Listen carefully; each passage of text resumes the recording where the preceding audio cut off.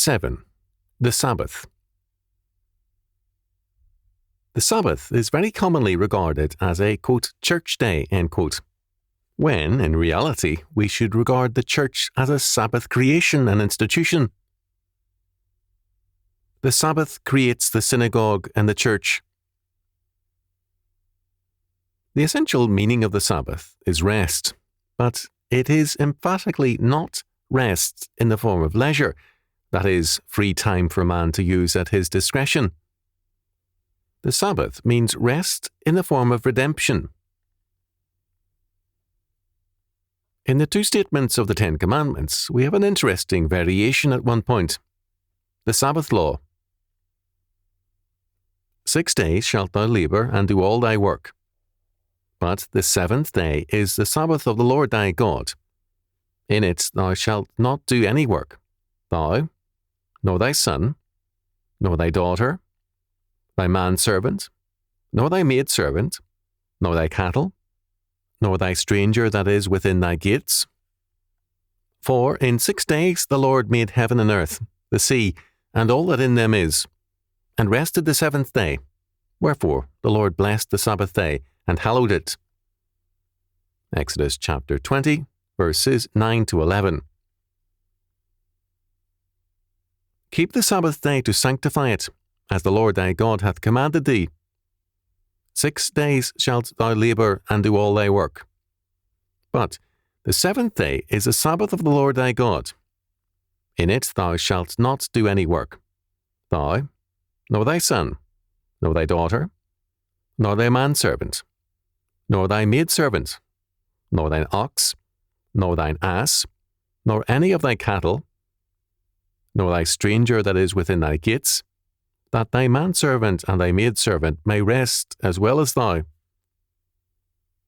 And remember that thou wast a servant in the land of Egypt, and that the Lord thy God brought thee out thence through a mighty hand, and by a stretched out arm.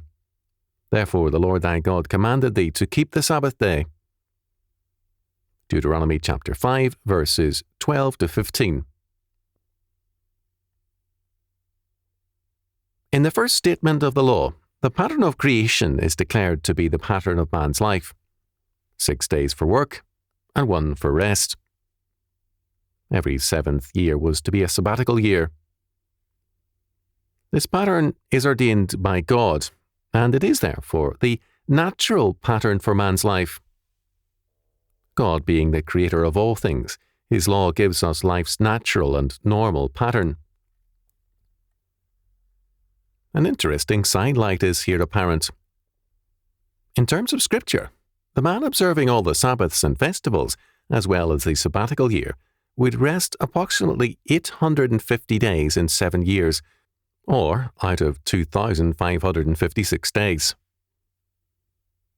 Modern man, with a 5-day work week and a 2-week vacation, rests perhaps a little more, but without the true rest of the Sabbath and its renewal. Rest means more than time off. It is inseparable from a religious peace, from justification and atonement. Let us consider for a moment the Hebrew Sabbath. It was inseparable from sacrifice. The peace with God it promised was based on a sacrificial system, which is clearly central to God's law. The Sabbath rest and joy presupposed atonement for sin.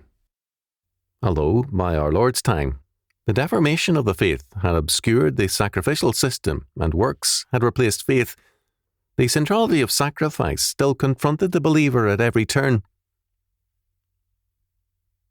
There is a dramatic dislocation when we turn to Judaism and its Sabbath. Sacrifice is gone as the foundation. The two basic facts are now circumcision and the Sabbath.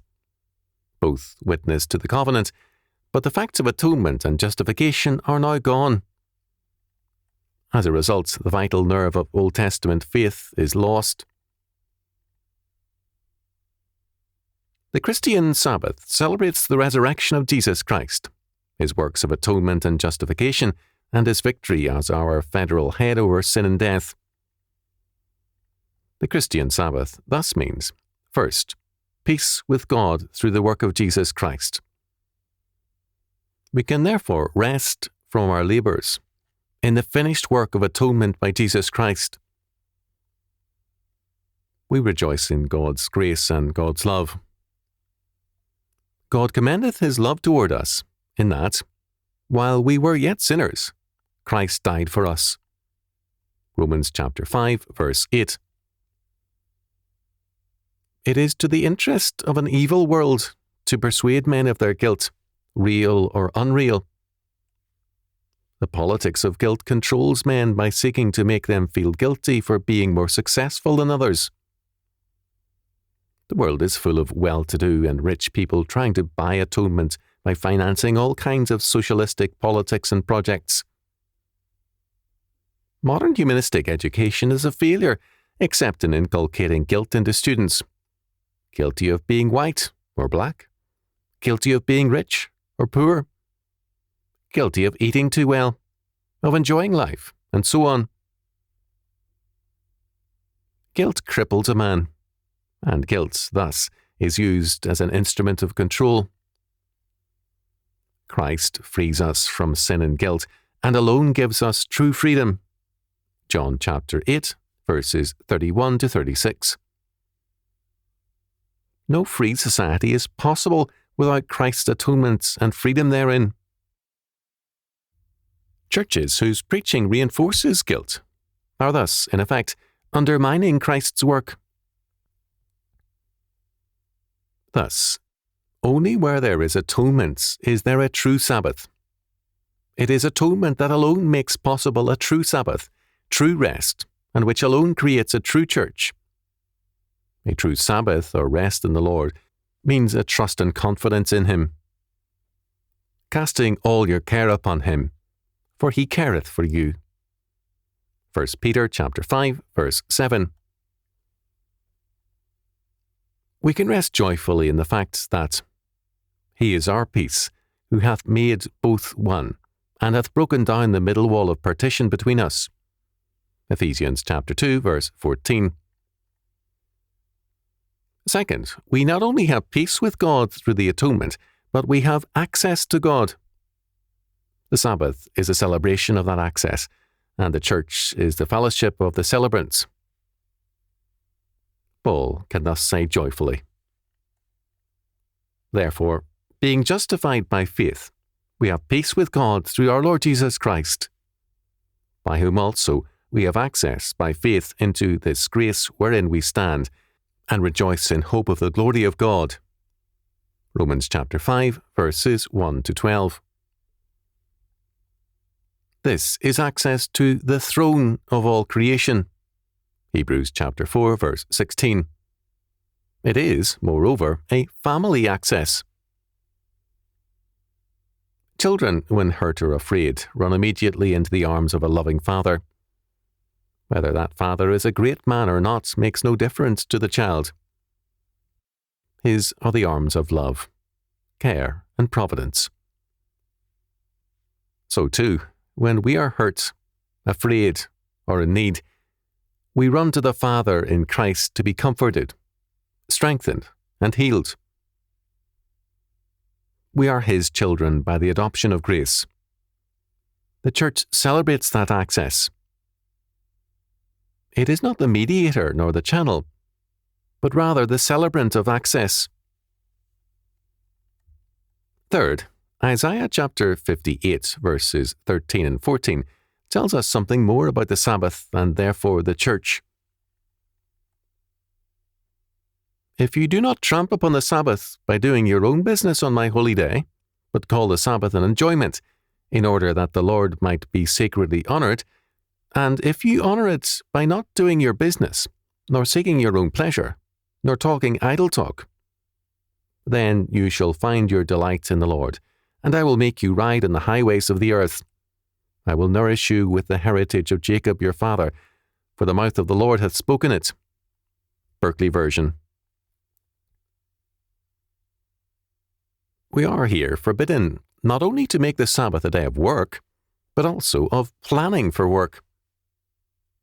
We are also forbidden to seek our private pleasure But, as E.J. Young pointed out, this was not to teach us to make the Sabbath a day of gloom.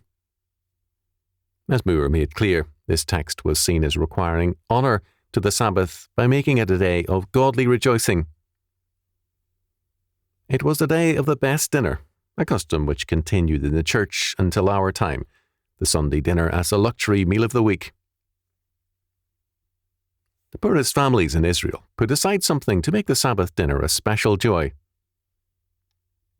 In order to have a better appetite for the Sabbath rejoicing in the Lord, it became a custom, if a wedding came on the day before the Sabbath, to eat sparingly. It should be noted that the main Sabbath meal was on the night before the Sabbath. In Luke chapter 14, verses 1 to 24, we have an account of a lavish dinner attended by our Lord on the Sabbath day. The Sabbath was also the favoured day for entertaining visitors at dinner. A practice from ancient times, still in use among Orthodox Jews, is to bless God before reciting, speaking of, or observing anything in His law. This is especially true of the Sabbath. It is a day of rejoicing and a time to praise God, and also to remember the poor and the stranger. If this is the nature of the Sabbath, it must also be the nature of the church, which is a creature of the Sabbath. The Lord and the Lord's Sabbath command the church, not the church the Sabbath. Our Lord says concerning the Sabbath, "The Sabbath was made for man, and not man for the Sabbath. Therefore, the Son of Man is Lord also of the Sabbath." Mark chapter 2, verse 27. Compare Luke chapter 6, verse 5. The man for whom the Sabbath was made is covenant man, the new Adam, Jesus Christ, and for us in Him.